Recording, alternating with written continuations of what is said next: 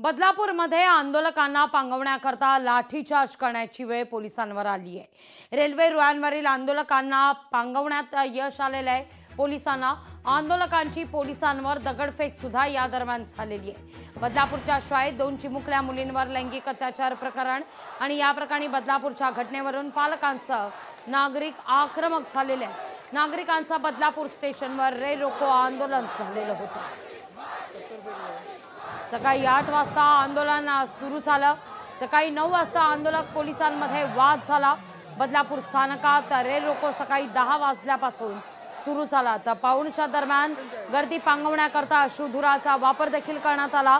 पण 1 वाजता आंदोलकांकडून पोलिसांवरच या ठिकाणी दगडफेक करण्यात आली। तर आंदोलक फाशीचा दोर घेऊन ट्रॅकवर दुपारी 2 वाजता दाखल झाले। यानंतर गिरीश महाजन पोहोचले। आंदोलकांशी संवाद साधण्यात आला। आंदोलनाला वेगळं वळण देऊ नका अशी विनंती देखील करण्यात आली। पोलिसांनी आंदोलकांशी संवाद साधला, पण आंदोलक मात्र हटण्यास तयार नव्हते। अखेर पोलिसांनी लाठीचार्ज केला आणि त्या दरम्यान काही महिला आंदोलक आणि पोलिसांमध्ये झटापट सुद्धा झाली। माझी विनंती आहे की आपल्याला ही कल्पना आहे की ट्रेनचे ऑपरेशन जे सकाळी 10 वाजल्यापासून जे थांबलेले आहेत ते सुरू होण्यासाठी त्यांचे काही प्रोटोकॉल आहे। त्या प्रोटोकॉलमध्ये आमचा रिपोर्ट महत्त्वाचा आहे, तो आम्हाला इमिजिएटली बनवायचा आहे, त्यांना पटकन पाठवायचा आहे आणि त्याच्याकरता प्लीज आम्हाला वेळ द्या। याबाबत आपल्याला विस्ताराने माहिती दिली जाईल।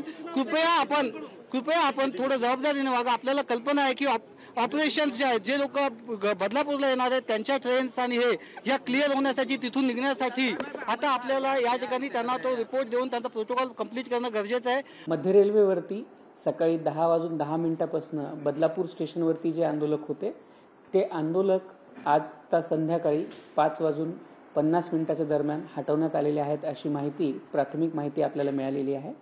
याच्यानंतर आता आपण तिथे त्या ज्या ट्रॅकवरती आंदोलक बसले होते आणि ज्या ट्रॅकवरनं आंदोलक काही परतल्याचे दिसले आहेत त्या दोन्ही ट्रॅकवरती आपण एक इंजिन चालवून त्या दोन्ही ट्रॅकची टेस्टिंग करतो आहोत। यानंतर आपल्या त्या भागातल्या ज्या लोकल सेवा आहेत आणि त्या भागातनं अंबरनाथ आणि कर्जत यांच्या दरम्यान